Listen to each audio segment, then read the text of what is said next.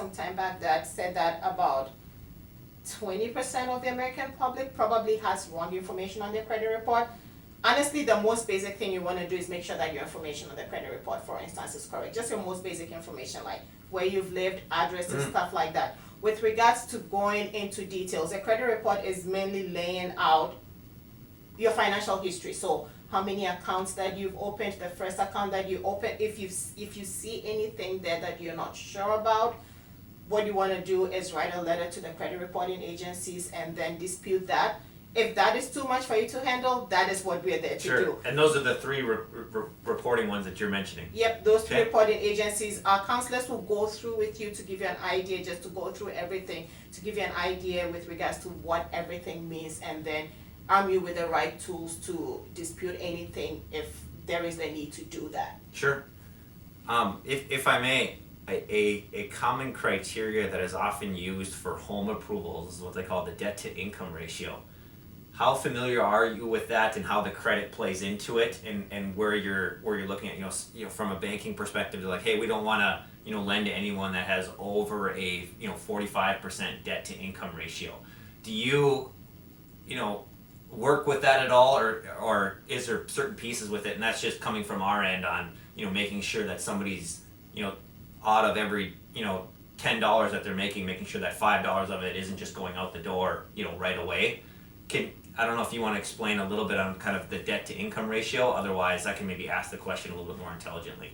So typically, and this is a bit outside of the scope of what I do now, but before working with the village, my main job was in banking. So typically, the traditional banks, when they are working on a mortgage or giving out a loan, they're looking at about 40%, at most 40% of your income going towards your home. That is what we're looking at.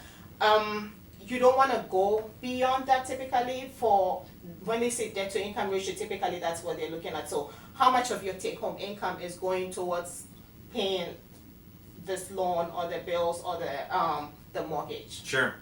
And so then all the other things that, there could be a specific one geared with the mortgage, but in general, you would probably want to consider that, hey, if I have a car loan and credit card payments, and those are, significant percentages of my overall income, I might want to factor that in so that you don't try to stretch yourself too thin and go all the way up to a 40% if you have another 30% of car payments and credit cards, just because then that doesn't leave much room for you at the end of the day, just so that you manage your own, kind of finances, on that perspective and not setting yourself up. Yeah, so we recommend that at the very most, about 40% of your income is going towards your fixed expenses. And when I'm talking about fixed expenses, those are expenses that you typically cannot do without. So your mortgage, your auto loan goes into that, your bills.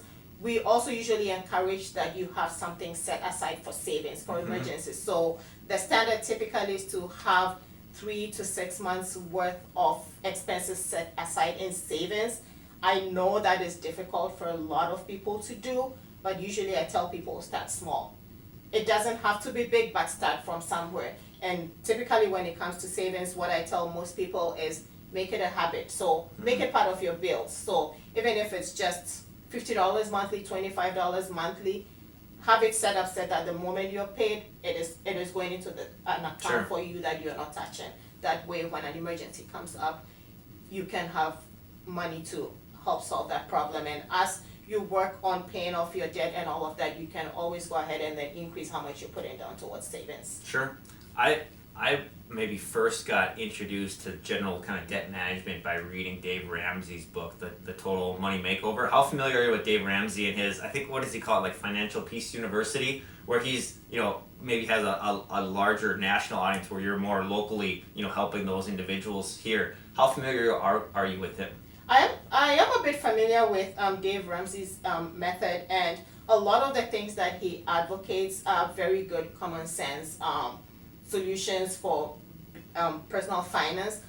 Many of the things that he advocates actually fit into some of the things that we do. So one of the things that he talks about is his 7 baby steps. I don't know if you know about that. Yeah. Where he advocates to start with having $1,000 set aside in an emergency fund, paying off your credit card debt using the snowball effect. And by that, what he means is paying off arranging your debts such that you're paying off smaller debts first to kind of give that sense of accomplishment and then also reduce the debt. And then what I just talked about, having 3 to 6 months of Yeah. savings set aside. So he does give a lot of very good, simple financial advice personal financial advice that helps a lot of people and kind of ties in with what we do as well. Sure. So he's got kind of his national radio show that he's doing, and I guess what I would say is, given that you're nationally certified, follow something and being familiar with this area, being able to connect people with different help. I think that you guys are a fantastic resource for people, no matter where they are in life, if they're just looking to help improve their financial situation, whether that's getting their annual report, sitting down with you and just saying, hey, what does this mean?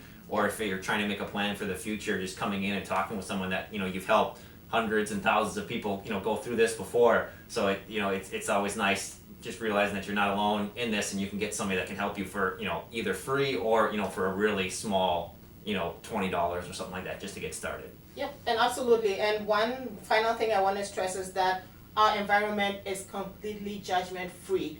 When you come in, the counselors are not looking to wag their fingers at you or anything like that. It is completely judgment free. There are so many reasons why people are in situations they're in, and they're just there to make sure that you are on to the next step to improve your financial situation. Fantastic. Tina, this has been absolutely wonderful. Thank you for your time, and I appreciate it. And again, if you want to check out what Tina and everyone's doing, you can Google Money Help. You can book an appointment online. You can call the number that she referenced, and then we'll try to put a link to it in the videos as we do, just so that they can be one click away. Absolutely, and thank you so much for giving us an audience. You're welcome. All right, have a good one. You too. All right.